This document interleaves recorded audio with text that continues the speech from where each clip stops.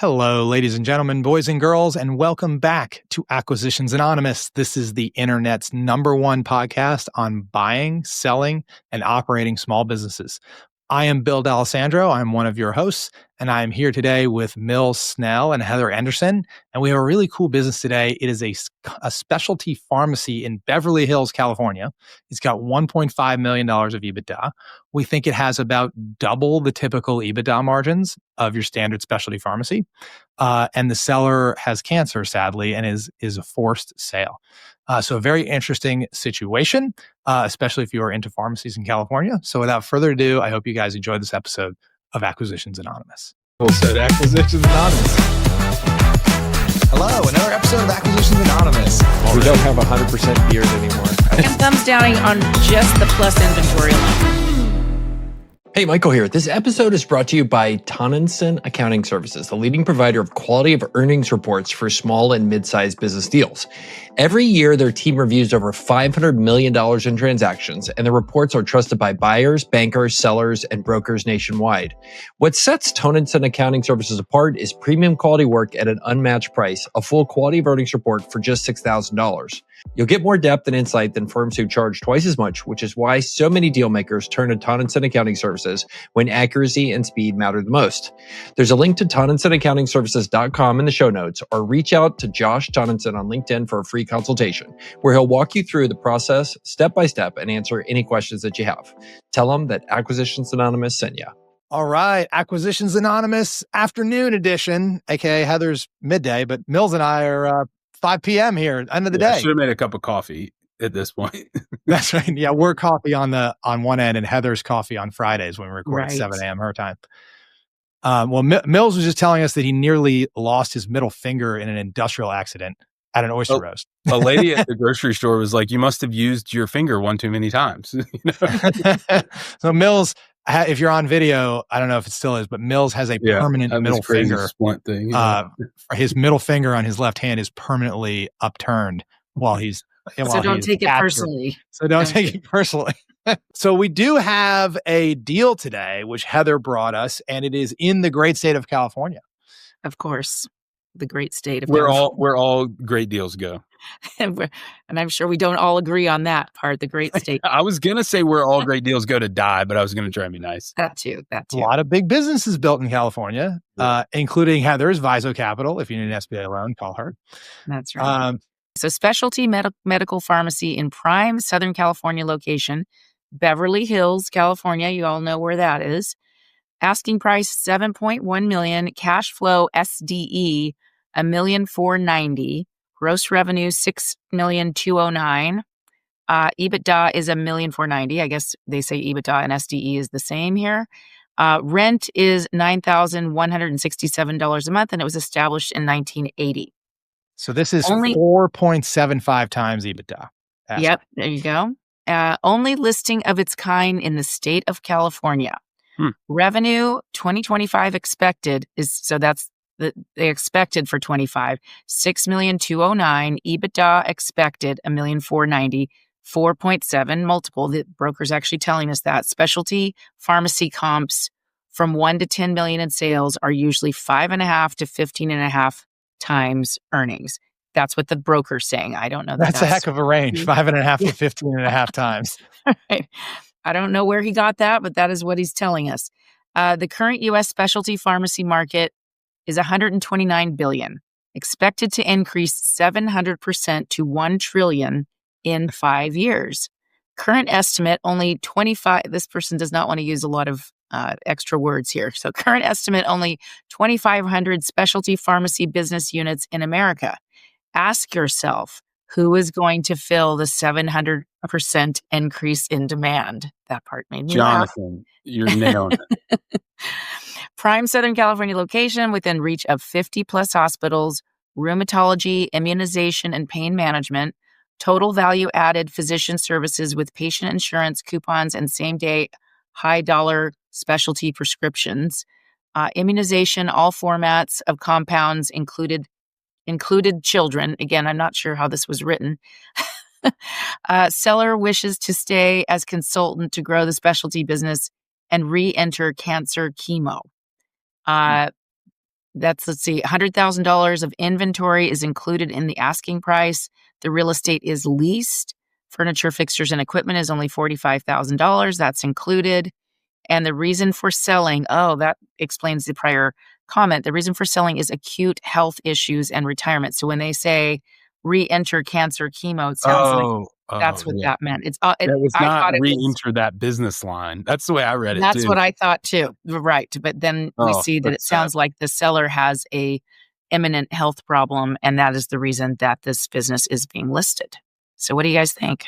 The Really first thing find I you. went to is I clicked on Jonathan's listings and The business broker. the business broker. And I don't like it as a signal when this is the biggest deal he has by far. And I don't know if you guys have ever run into this before, but like I want the business broker to be like right in their sweet spot.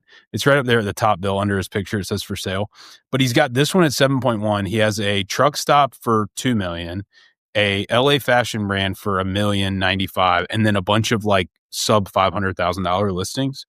So I think, the listing is telling on itself a little bit also in terms of the way he's presenting it and some of the language and the really, really wide range and those kind of things. But I always just am curious, like, what else does this person sell and what have they sold? And this doesn't necessarily help the case, I don't think.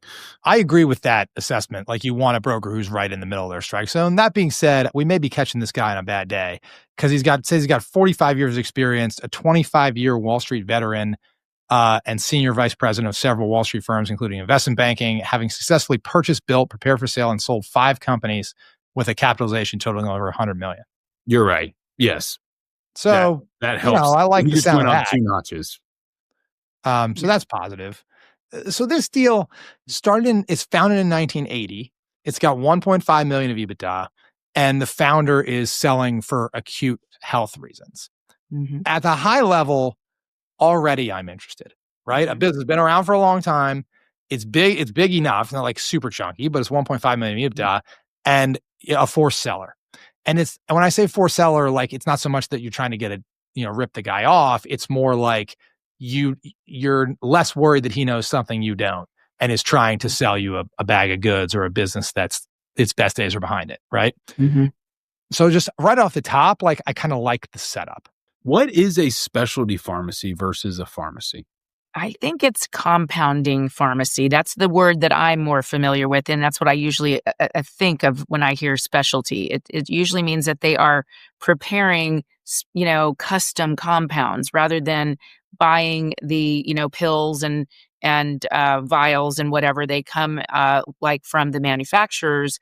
They are actually putting together custom I don't know, the formulations, that are specialized, right? That the masses don't necessarily need that particular setup, but you have to go to a compounding pharmacy to get something very specific. And so if you look around, even like in my town, there's a couple of them in town. They say compounding pharmacy, Mm-hmm. and they'll usually have, special like they talk about it here, a network with certain physicians where they're sort of the go-to for certain compounds, to be put together. And I believe it's a lot more skilled pharmacist that's required for something like this because they are actually formulating the prescription that's going out, and I'm sure they're doing some quality testing and things like that. And I think one of the problems or the challenges with the pharmacy industry, I believe there is a shortage, like a lot of things, there's a shortage of pharmacists. And that's what I've, come to know in looking at a few pharmacy deals, that there is kind of a known shortage of pharmacists. So this is kind of an interesting challenge here. If you're not a pharmacist and you want to own something like this, I think that's not the easiest thing in the world to do, to even get financing, to maybe get licensed correctly. And that may be why the multiple can be a little bit lower here, because you really need a specific background for this in many cases. We've talked about this in other industries about consolidation, but if there is any industry that has just run amok with consolidation, it is pharmacies. And the 800-pound gorillas are Walgreens and CVS, Mm-hmm. and they have consolidated the hell out of this. Mm-hmm. Yeah. So I've been doing some Googling and ChatGPTing and, learn a little bit about this industry. So the key things for this industry are, where do your prescriptions come from, your referral sources, and are those kind of contractual and durable, and the customers are still going to come in. And then the other question is, who is paying and how much? Like, what is the content of the prescriptions? Like, is this kind of low margin? The compounding stuff is apparently not great margin.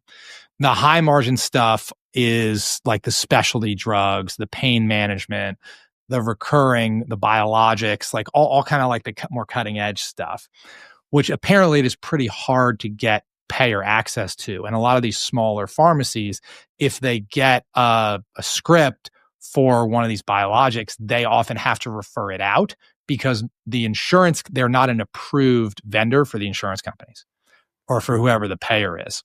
So like apparently the pharmacy benefit networks are very they're strict on like who they're going to reimburse for certain drugs.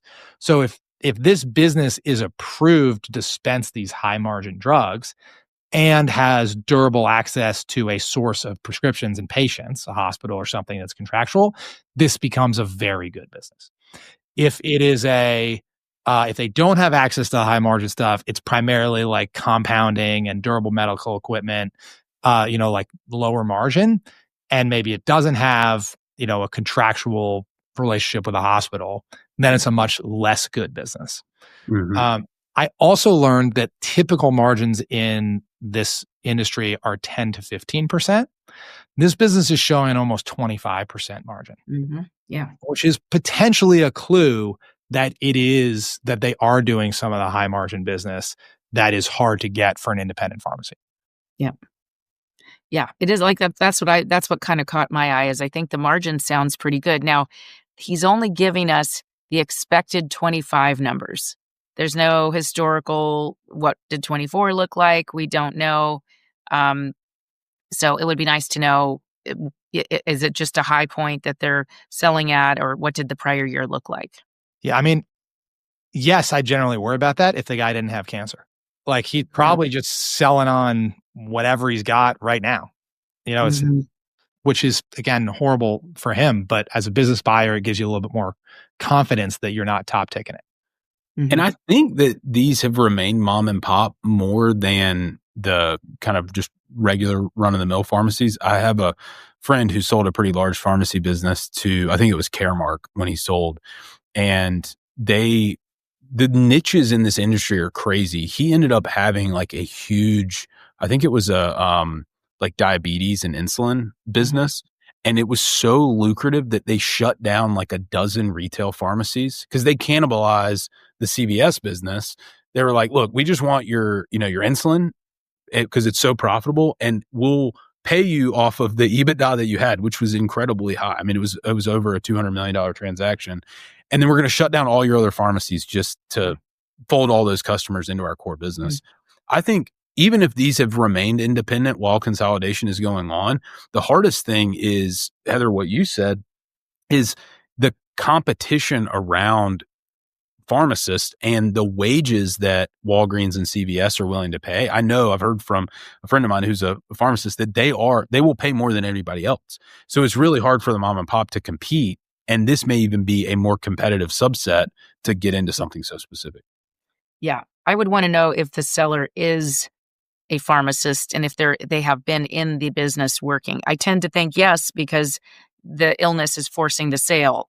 So, that means they're probably working there, which means, that SDE EBITDA difference does start to matter now. Is the seller's salary in there or not? And what is it going to cost you to replace them? I did look once at a compounding pharmacy that was highly specialized, and it required a lot of skill to prepare the compound that they prepared. It was a very reoccurring revenue patient stream. It was a medication that was, if you had this illness, you needed it for life, and there was only a few places regionally where you could get this compound. But it does depend. What does your patient base look like? How reoccurring is that? And then what is it really going to cost you to staff this properly? Because the risk in this kind of business is preparing the compounds wrong, and the liability, right? So you can't cut corners on the skills that you need to run this business. And it's a highly regulated industry and a highly regulated labor pool. I think now the pharmacy programs are like, we had a babysitter who she ended up doing, I think, like 6 years of undergrad in order to come out with a pharmacy degree. I think it's like a PharmD is what they call it now. I may be wrong on that name, but it's staggering. Yeah. Yeah. And it's not an easy job. It's, so that's why I think there's a shortage. Even though it pays well, it's still a high pressure, high stress kind of job. And you're working essentially retail and retail hours. Yep. Well, maybe, but this is not a retail pharmacy. Yeah. This is a specialty pharmacy. Like, they probably don't have walk-in, or I mean, maybe to pick up, but like not. This isn't a CVS. I've had to get some like compounded stuff for my kids at different times, and it is kind of like you'll just go wherever you have to go. It's not like you go to the closest pharmacy like you would for your regular antibiotics or whatever. Right. Yeah. So, and this is specialty. I mean, this is like, your rheumatology medicine or, pain management or, I think this is potentially interesting. So, but I mean, can you buy it as a non-pharmacist? I think that's the first question. That I don't know. I have no idea. And this is not like the type of thing where you're going to get certified as a pharmacist nights and weekends. It's like a real degree. Yeah. Yeah. I think this is one of the tougher ones. You could maybe use an MSO, medical service organization type structure. But I think lenders would, then you might cut yourself off if you're not a pharmacist from the debt pool. A lot of lenders are going to have a hard time with that, even if you could make it legally work. So I think that is the number one challenge here. Can you do it if you're not a pharmacist? Can you do it if you're not a pharmacist? Or can you bring a pharmacist in as a partner? That's probably the way you do it if you're a business person and you want to do this deal. Yeah. And does the pharmacist need to be the majority or not? Every specialty has its own rules around and is that state by state? I'm pretty sure it is, because I've looked into that in the past. I don't think it's a federal, like, nationwide thing. I think every state is a little bit different. Exactly. Yeah. It's state by state. So you're gonna want a special attorney that's just gonna help you with that part of the deal. Literally, that's a whole other legal fee on top of your regular attorney to work that part out for you, and how it's all going to work. But if you're not a pharmacist, you probably need a pharmacist to be your partner. And maybe they have to be the majority partner. So if you're a pharmacist out there, here's your deal. Hey everyone, it's Bill, and I want to tell you about maybe the most exciting sponsor we've had in a long time on the pod. It's called Capital Pad, and it is the thing that I wish existed when I started my journey of operating and investing in small businesses. So Capital Pad is a marketplace for acquisition entrepreneurs, that is, people who want to buy a business and need capital to list their deals and solicit capital from other people who want to invest in acquisition deals. So if you want to back somebody buying a small business, Capital Pad is the place to do it. And if you want to buy a business and need capital, you can go on Capital Pad to be introduced to investors. So the really great thing too from the investor side is that Capital Pad takes care of all of the details that can get hairy with small business acquisitions. They handle standardized terms, standardized governance, standardized distributions, all upfront in black and white. Basically, Capital Pad professionalizes investing in small businesses. And the returns can be really, really good. I'm so stoked they exist. It's founded by my friend Travis, who is a phenomenal entrepreneur in his own right. So if this sounds like something that is appealing to you, if you want to buy a small business and need capital, or if you want to invest in small businesses, go check out capitalpad.com and tell them that Acquisitions Anonymous sent you. So what's interesting is that, remember, it says the seller wishes to stay on as a consultant to grow the business and re-enter chemo. Could you buy the majority from the seller? But then what happens if he dies of cancer? Yeah, right. You have to have a backup plan. Or like, how does the regulation treat that? If you have a business, like, it's kind of not your fault. Your partner died, who was a pharmacist. Yeah, will they give you some kind of holdover period of 12 months or something? But again, I mean, the second key question is, do you have to be a pharmacist in California to own a pharmacy? 2, how many pharmacists are on staff here? This is surely not a sole, owner, operator, and like he's doing all this work. I would be flabbergasted. So how many pharmacists are there? And is there one that you could partner with and say, hey, I want you to be the continuation of this from a licensure standpoint? In the real estate market, you have like brokers, and then you have brokers in charge, who actually is who everybody hangs their shingle to, and they get paid, right, regardless of whether or not they work directly on that transaction. I wonder if it's maybe a similar phenomenon here. I mean, that is maybe the way it works. If you've got one or two longtime employees and go, you guys want to become owners in this thing, like, and you work out a deal, and they earn it, maybe they earn into equity or something, but they're the licensure, and maybe you do it. Yeah. What do you guys think? So I think we've poked fun at this kind of thing before, but whenever people talk about the TAM, the total addressable market, that's totally irrelevant. Like, it doesn't matter how big the TAM is. This is a single location specialty pharmacy. Right. I do like the fact that he's saying it's growing. And I will say, I really, really like how affluent this market is. I don't, I drove down, Heather, when I was in California back in October. I drove down Rodeo Drive.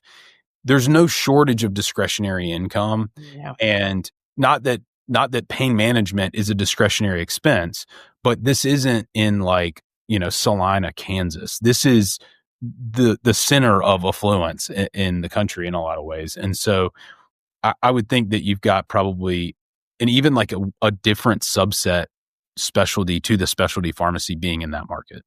Yeah. So your payor risk might be a little bit less here because, some people have insurance, but some people are private pay.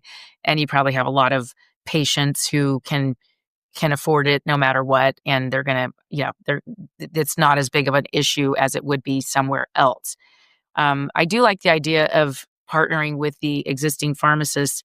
But what I was going to say is whenever I see someone try to put a deal together with the employees, a lot of those deals fall apart. Even though they make so much sense on paper, they fall apart because these people that are employees, they don't want to own a business a lot of times. It sounds good at first and they say yes, and then they get into it and they realize, that there's responsibility and financial duties that they're not used to.